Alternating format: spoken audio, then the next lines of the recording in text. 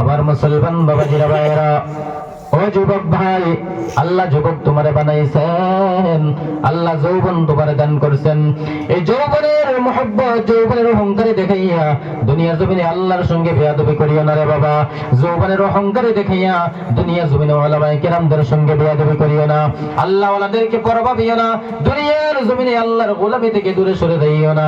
এই যৌবনের গরম দেখাইছিল সাদ্দাত, আমার আল্লাহর সঙ্গে নাফরমানি করার কারণে আমার আল্লাহ তাকে দুনিয়ার জমিন থেকে লাঞ্ছিত করে বিদায় করেছেন। কথা বলেন ঠিক কিনা? ও দুনিয়ার ইমানদার, মহব্বত নিয়ে শুনিয়ে নাও। এবার লোকটা চলে গেল বন্ধুদের সঙ্গে, ওই লোকটা ক্লাবের মধ্যে চলে গেল, এমন একটা জায়গার মধ্যে গেল সমস্ত বন্ধুরা কিন্তু শরাব পান করতেছে। আল্লাহর বান্দাটা টেবিলের সামনে শরাবের বোতল নিয়ে বসে রয়েছে। কি যেন মনে মনে চিন্তা করে শরাবের বোতলের মধ্যে হাত লাগায় না। বন্ধুরা ডেকে ডেকে বলে, ও আমার বন্ধু, আজকে তোমার কি হয়েছে? প্রতিদিন তো তুমি সবার আগে আগে শরাবের বোতল হাতে নিয়ে তুমি পান করতা, প্রতিদিন তুমি আমাদের সকলকে শরাব তুমি আমাদেরকে দিতা, আজকে তোমার কি হইল? শরাবের বোতলে কেন হাত লাগাও না? শরাবের বোতলে কেন মুখ লাগাও না? বন্ধু, কি হয়েছে একটু ঘটনা খুলে বল, ভালো হয়ে গেলি নাকি? বন্ধু বলে, না না, আজকে আমার মন চায় না, শরাব পান করব না, আগামীকালকে পান করব, তোরা এখন চলে যা। আল্লাহ ওয়ালার সঙ্গে কানেকশন লাগার কারণে দেখেন একটা গুনাহ ছাড়ার জন্য ওয়াদা করেছে। দেখেন আল্লাহ ওয়ালার সঙ্গে কানেক্ট হওয়ার কারণে তার অন্তরটাকে, তার কল্পটাকে আল্লাহ পরিবর্তন করে দেয়। জোরে বলেন সুবহানাল্লাহ। এবার সে এই দিনকে আর শরাব পান করে নাই, বাড়িতে চলে গেল। দ্বিতীয় দিন আবার আসলো, বন্ধুরা সকলে মিলে শরাব পান করতেছে, ডান্স করতেছে, কিন্তু লোকটা গুনাহের কাজে লিপ্ত হয় না। এবার দ্বিতীয় দিন আবার এমন ঘটনা হলো। তৃতীয় দিন আবার আসার পর বন্ধুরা বলে, বন্ধু কি হয়েছে, ঘটনা খুলে বল, তুই তো এমন ছিলি না, কি হয়ে গেল তোর, তুই পরিবর্তন কেমন করে হলি? এবার বন্ধু ডেকে ডেকে বলে, ও আল্লাহর বান্দারা, ও আমার বন্ধুরা, ভালো করে শুনে নাও, আমি আমার 2-3 দিন আগে আমি জবানের ইমাম আবু হানিফা রাহমাতুল্লাহি আলাইহির দরবারে গিয়ে ওনাকে আমার বন্ধু বানিয়ে নিয়েছি। উনি আমাকে একটা শর্ত দিয়েছেন, জীবনে কোনোদিন যেন মিথ্যা কথা না বলি। ও আমার বন্ধু বান্ধবরা শুনে নাও, আজকে যদি আমি শরাবের বোতল হাতে নিয়ে যদি শরাব পান করি, আর আগামীকালকে আমি যদি আমার বন্ধুর দরবারের মধ্যে যখন যাব, আমার বন্ধু যদি জিজ্ঞাসা করে, ও বন্ধু বলো বলো বলো, বন্ধুদের সঙ্গে ক্লাবের মধ্যে গিয়ে শরাব পান করছনি, আমি তো মিথ্যা কথা বলবো না বলে ওয়াদা করেছি। ওই সময় আমি আমার বন্ধুর সামনে কেমন করে মিথ্যা কথা বলবো? এই জন্য আমি শরাব পান করতে পারবো না, আগামীকালকে বন্ধুর সঙ্গে দেখা করে আসি, তারপর চিন্তা করব। আবার মুসলমান বাবাজিরা ভাইয়েরা, সোমবারে ইমামে আজম আবু হানিফা রাহমাতুল্লাহি আলাইহির দরবারে আল্লাহর বান্দাটা চলে যায়। ও দুনিয়ার ইমানদার মুসলমান, অভ্যস্ত একটা জিনিস ছাড়া দেওয়ার কারণে হঠাৎ করে যদি আপনি প্রতিদিন একটা কাজ করেন, হঠাৎ করে যদি ছেড়ে দেন, হঠাৎ করে ছেড়ে দেওয়ার কারণে ওই আল্লাহর বান্দার চেহারার উপরে একটা অসুস্থ ভাব একটা বেশি উঠেছে, চেহারার মধ্যে অসুস্থ ভাব হয়ে গেছে। আল্লাহর ওয়ালি ইমামে আজম আবু হানিফা রাহমাতুল্লাহি আলাইহি ওই লোকটাকে দেখে চিনতে পেরেছেন, আল্লাহর বান্দাটা 3 দিন ধরে শরাবের বোতলে হাত লাগায় না। ইমামে আজম ডেকে ডেকে বলে, ওরে আল্লাহর বান্দা, বলো বলো বলো, আমার দরবার থেকে যাওয়ার পরে তুমি শরাবের বোতলে হাত লাগাইছনি? লোকটা চোখের পানি ছেড়ে দিয়ে কান্না করে বলে, হুজুর, আল্লাহর জাতের কসম করে বলি, আপনার সঙ্গে যেই দিন বন্ধুত্বটা করে আমি চলে গেলাম, ওই দিন থেকে আমার অন্তরের মধ্যে কি যেন হয়ে গেল, আমি পরিবর্তন হয়ে গেছি। আমি আপনার দরবার থেকে যাওয়ার পর শরাবের বোতল তো দূরের কথা, আমি কোনো একটা ছোট মোটো গুনাহের কাজে লিপ্ত হই নাই।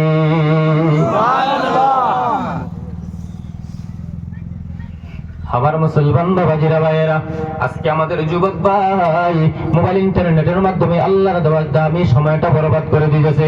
ইহুদি খ্রিস্টানদের বাচ্চারা মুসলমানদের চরিত্রটা নষ্ট করার জন্য অনলাইন গুনাহ শুরু করে দিয়েছে। কথা বলেন ঠিক কি না? আওয়াজ করে বলুন।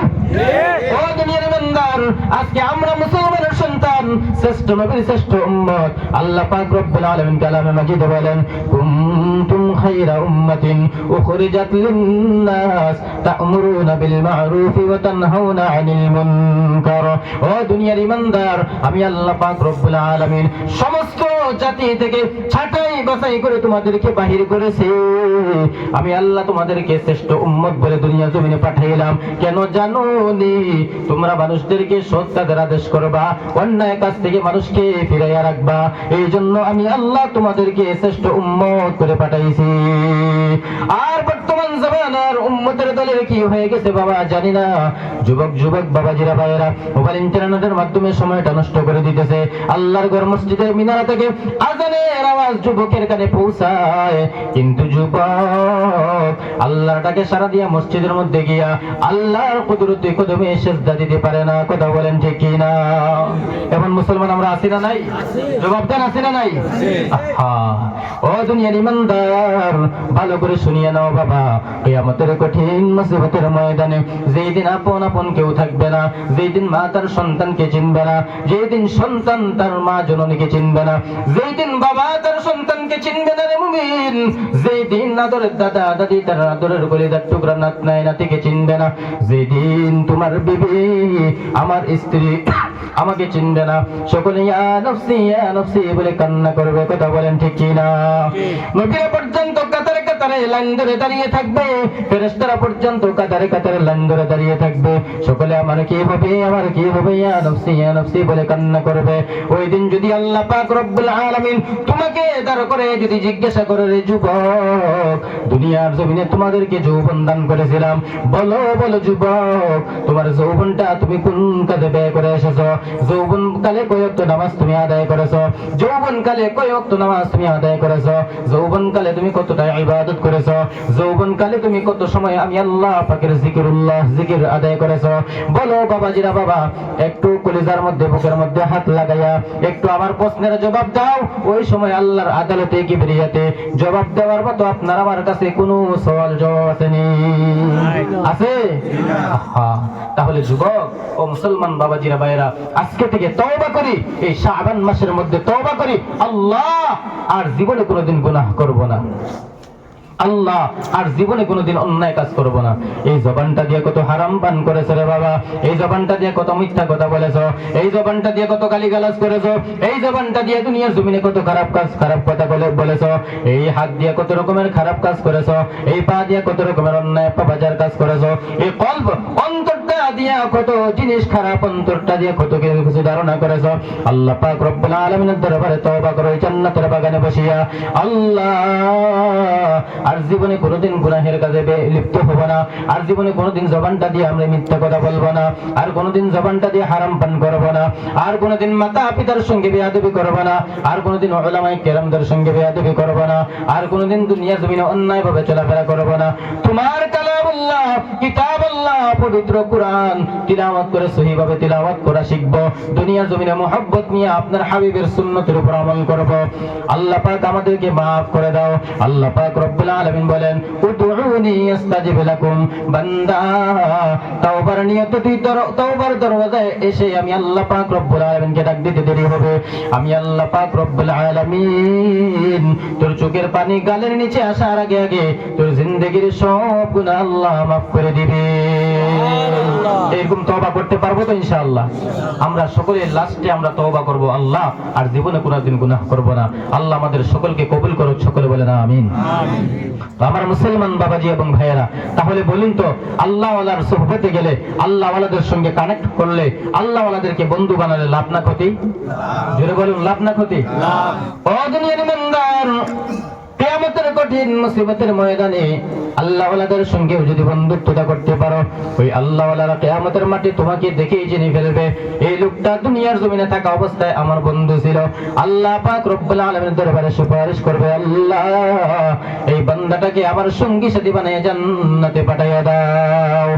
আর যদি তুমি দুনিয়ার জমিনে একটা শরাব পানকারীর সঙ্গে বন্ধুত্বতা করো, একটা জিনাকারীর সঙ্গে যদি বন্ধুত্বতা করো, একটা অন্যায় পাপাচার কাজ করার যারা করে তাদের সঙ্গে যদি তুমি বন্ধুত্বতা করো, কিয়ামতের কঠিন মুসিবতের ময়দানে নিজের হাতের চামড়াগুলো নিজে কামড়ায় খাবে আর আফসোস করতে থাকবে।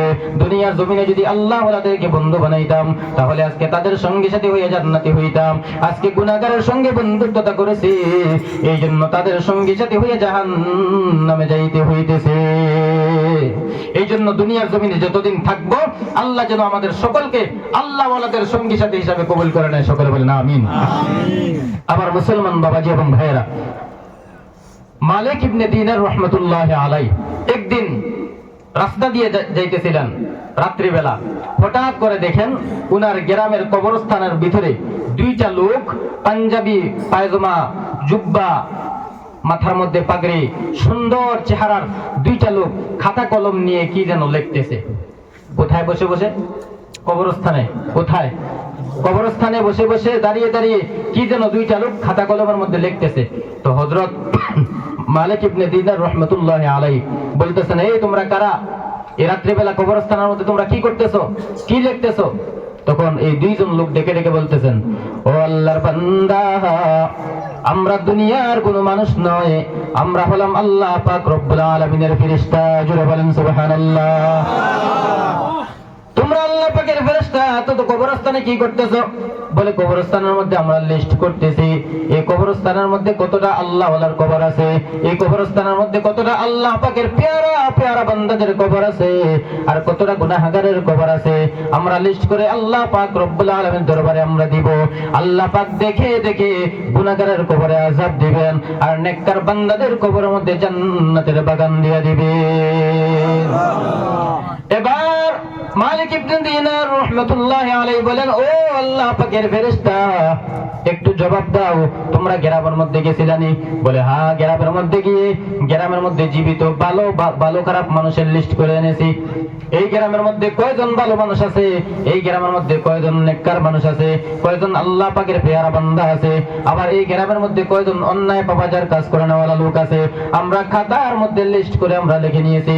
আমরা আল্লাহর আদালতে যখন দিব, আল্লাহ পাকের নেককার বান্দাদের প্রতি রহমত দান করবেন, আর যারা দুনিয়ার জমিনে বদকার হয়ে চলাফেরা করে আল্লাহ পাক তাদের উপরে লানত দান করবেন। এবার মালিক ইবনে দিনার রাহমাতুল্লাহি আলাইহি চোখের পানি ছেড়ে ছেড়ে বলে, ও আল্লাহ পাকের ফেরেশতা, তোমাদের যে খাতার মধ্যে গ্রামের যে জীবিত মানুষের লিস্ট করেছো, এই খাতার মধ্যে লিস্টের মধ্যে একটু খুঁজে দেখো তো আমার নামটা নেককারের লিস্টে আছে না বদকারের লিস্টে আছে। মুসলমান ইমানদার ভালো করে শুনিয়া নাও রে বাবা। এবার আল্লাহ পাকের ফেরেশতারা ডেকে ডেকে বলে, মালিক ইবনে দিনার, এটা আমরা বলতে পারবো না। অনেকক্ষণ খাতা পৃষ্ঠা উল্টায় বলে, না না, তোমার নাম নেককারের লিস্টের মধ্যে নাই।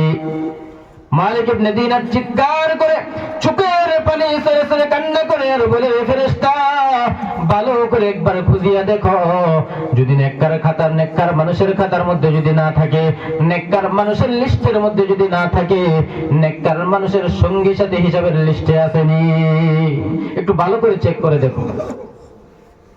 ফেরেশতারা বলে, না না, আমরা ভালো করে খুঁজে দেখেছি, তোমার নাম নেককার লিস্টের মধ্যে নাই। মালিক ইবনে দিনার চিৎকার করে অজ্ঞান হয়ে দুনিয়ার জমিনের মধ্যে পড়ে গেলেন। আল্লাহ, নেককার মানুষের লিস্টে যদি আমার নাম না থাকে, মনে হয় গুনাহগারের কাতারে আমার নাম চলে গেছে। আল্লাহ, বলো কবরের আযাব কেমন করে সহ্য করব? কিয়ামতের কঠিন মুসিবতের ময়দানে তোমার আদালতে দাঁড়ায়া কেমন করে আল্লাহ আমি আযাব সহ্য করব? জাহান্নামের আযাব সহ্য করার মতো ক্ষমতা আমার গায়ে নাই রে মালিক। একটা মশার কামড় সহ্য হয় না বাবা, কবরের আযাব কেমন করে সহ্য করবে রে যুবক? একটু চিন্তা করে দেখেছনি, আমরা তো দুনিয়ার জমিনে এমন এমন ভাব নিয়ে চলাফেরা করি, মনে হয় দুনিয়ার জমিনে চিরস্থায়ী আমরা থাকবো। কথা বলেন ঠিক কি না? কবরের কথা স্মরণ হয় না, মরণের কথা আমাদের স্মরণ হয় না, কিয়ামতের কথা আমাদের স্মরণ হয় না, জাহান্নামের কথা স্মরণ হয় না। আল্লাহর নবী বলেন, ও আমার উম্মতের দল, আমি নবী যেটা দেখি তোমরা সেটা দেখো না। তোমরা যদি দুনিয়ার জমিনের মধ্যে কবরের ভয়ঙ্কর আযাব দেখতে, কোন উম্মত ঘরের মধ্যে বিছানার মধ্যে রাত্রিবেলা পেট লাগায় ঘুমাইত না, সকলে দৌড়াইয়া পাগল হইয়া জঙ্গলার মধ্যে চলে যাইত। আল্লাহু আকবার। মালিক ইবনে দিনার যখন অজ্ঞান হয়ে পড়ে গেল, ফেরেশতারা চলে গেল, আবার জ্ঞান ফিরল, আবার কান্না করতে করতে আবার অজ্ঞান হয়ে যায়। এভাবে অনেক দিন চলে গেল। এবার আল্লাহ পাক রব্বুল আলামিন ডেকে ডেকে বলেন, ও আমার ফেরেশতা, যাও যাও যাও আমার বন্ধুকে জানায় দাও মালিক ইবনে দিনার আমার এমন পেয়ারা হয়ে গেছে, এমন বন্ধু হয়ে গেছে, ওই বন্ধুকে ভালো করে জানায় দেও যে আল্লাহ পাক রব্বুল আলামিন দুনিয়ার খাতার মধ্যে নেককার মানুষের লিস্টে তোমার নাম যদি না থাকে, আল্লাহর কুদরতি খাতার মধ্যে নেককার মানুষের লিস্টে তোমার নাম সর্বপ্রথম আছে। ও দুনিয়ার ইমানদার, এই জন্য দুনিয়ার জমিনের মধ্যে নেক আমল করো রে মুমিন। কখনো নামাজ ছাড়বা না, কখনো হারাম পান করবা না, হারাম ভক্ষণ করবা না, হালাল ইনকাম করার চেষ্টা করবা। হালাল ইনকাম যদি কম হয়, এর মধ্যে আল্লাহ পাকের রহমত আর বরকত আছে, কথা বলেন ঠিক কিনা? হারাম যত কোটি কোটি টাকা পয়সা থাকুক না কেন, এর মধ্যে আল্লাহ পাকের রহমত আর বরকত নাই। এই জন্য আমরা দুনিয়ার জমিনে যতদিন বাঁচবো ততদিন পর্যন্ত আল্লাহ পাকের হুকুম মোতাবেক চলাফেরা করবো, বলুন ইনশাআল্লাহ। আমার মুসলমান বাবাজিরা ভাইয়েরা, আল্লাহর নবী রাহমাতুল লিল আলামিন, উম্মতের কান্ডারি, রহমতের ভান্ডারি নবী মুহাম্মদুর রাসূলুল্লাহ সাল্লাল্লাহু আলাইহি ওয়াসাল্লাম বলেন, قال النبي صلى الله عليه وسلم كل امتي يدخلون الجنه او كما قال النبي عليه الصلاه والسلام। আপনার আমার পয়গম্বর রাহমাতুল লিল আলামিন ডেকে ডেকে বলেন, ওরে উম্মতের দল, আমি নবী বললাম সব উম্মতের দলেরা জান্নাতি। সব উম্মতের দলেরা, জোরে বলেন সব উম্মতের দল জান্নাতি। এদিকে আল্লাহ পাক রব্বুল আলামিন ডেকে ডেকে বলেন, ও দুনিয়ার মানুষ, ওয়াল আসর, আল্লাহ পাক সময়ের শপথ করে বলতেছেন, ইন্নাল ইনসানা লাফি খুসর। আমি আল্লাহ পাক রব্বুল আলামিন বললাম সমস্ত দুনিয়ার মানুষ ক্ষতিগ্রস্ত, সমস্ত দুনিয়ার মানুষ হলো ক্ষতিগ্রস্ত, সমস্ত দুনিয়ার মানুষ হলো জাহান্নামী। এটা কার কথা?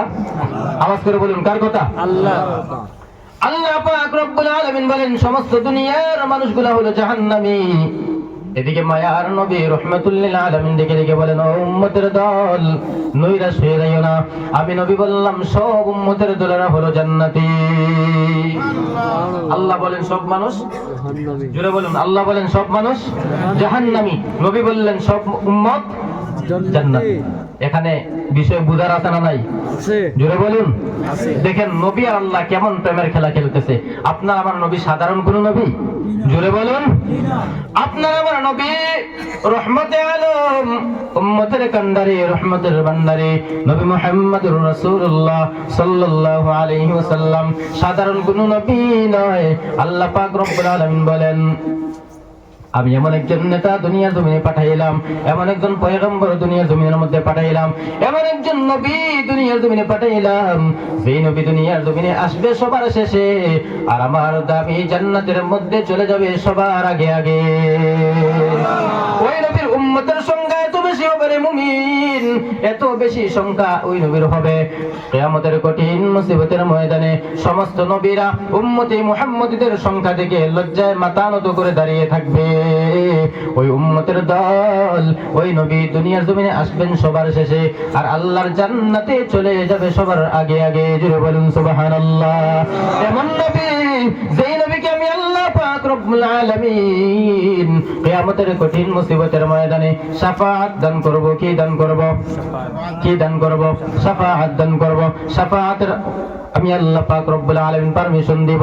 কোন নবী কিয়ামতের ময়দানে উম্মতের পক্ষ হয়ে আল্লাহর আদালতে কোনো কথা বলার সুযোগ পাবে না, কিন্তু আপনার আমার নবী রাহমাতুল লিল আলামিন কিয়ামতের কঠিন মুসিবতের ময়দানে উম্মতের পক্ষ হয়ে আল্লাহর আদালতে সুপারিশ করার সুযোগ পাবেন। জোরে বলেন সুবহানাল্লাহ। নবী সাধারণ কোন নবী নয়। রব্বি আল্লাহ লা ইলাহা গায়রুহু ওয়া নবিহি মুহাম্মদ মুস্তাফাহু জাহাঁ তক হ্যায় রব্বুবিয়ত খুদা কা ওয়াহাঁ তক হ্যায় নবুয়ত মুস্তাফা কা। আল্লাহু আকবার। এই জন্য দুনিয়ার নবীর উম্মতের দল, ওই নবী ডেকে ডেকে বলতেছেন, কুল্লু উম্মতি ইয়াদখুলুনাল জান্নাহ। আমি নবী বললাম সব উম্মতের দলেরা জান্নাতি। জান্নাতি বলে বলতেছেন, কিন্তু ব্রেক লাগাই দিয়েছেন, কিন্তু কি বলতেছেন? জান্নাতি। কিন্তু আল্লাহ পাক বলেন দুনিয়ার সমস্ত মানুষেরা জাহান্নামী। কিন্তু দুজনে ব্রেক লাগাইয়া দিয়ে বলেন, ও বান্দা নইরা শুয়ে যাইও না, আমি আল্লাহ পাক রব্বুল আলামিন কি বলতেছি ভালো করে শুনিয়ে নাও। দুনিয়ার সব মানুষগুলা যদি জাহান্নামী হয়, তবে 4 গুণওয়ালা মানুষ কখনো জাহান্নামী হবে না। জোরে বলেন সুবহানাল্লাহ। কয় গুণওয়ালা মানুষ? আওয়াজ করে বলুন, কয় গুণওয়ালা মানুষ? আপনার আমার নবী রাহমাতুল লিল আলামিন দেখে বলেন, ওরে উম্মতের দল, দুনিয়ার সমস্ত উম্মতরা যদি জাহান্নামে যায়, কিন্তু 4 দল উম্মতের 4 গুণওয়ালা উম্মত কখনো জাহান্নামী হবে না। 4 গুণওয়ালা উম্মত সমস্ত তারা জান্নাতে যাবে। 4 গুণ কি আমাদের জানা দরকার আছে না নাই? জোরে বলুন না, জানা নাই? আল্লাহ পাক রব্বুল আলামিন বলেন, إلا الذين آمنوا وعملوا الصالحات وتواصوا بالحق وتواصوا بالصبر। আমার আল্লাহ পাক রব্বুল আলামিন বলেন 4 গুণের মধ্যে 1 নাম্বার গুণ হলো ইল্লাল্লাযীনা আমানু। 1 নম্বরে হলো ঈমান। 1 নম্বরে কি বাবা? ঈমান। জোরে আওয়াজ করে বলুন কি? ঈমান। 1 নম্বরে হলো ঈমান। ঈমানদার ব্যক্তি কখনো জাহান্নামে যাবে না। ঈমানদার ব্যক্তিরা চিরস্থায়ী সুখ শান্তির জায়গা দামি জান্নাতের মধ্যে যাবে। একটু জোরে আওয়াজ করে বলুন সুবহানাল্লাহ। ঈমানদার বান্দারা কোথায় যাবে বাবা? জান্নাতে যাবে। ঈমানদার কখনো জাহান্নামে যাবে না। আর বেঈমান কখনো জান্নাতে প্রবেশ করতে পারবে না। কথা বলেন ঠিক কি না?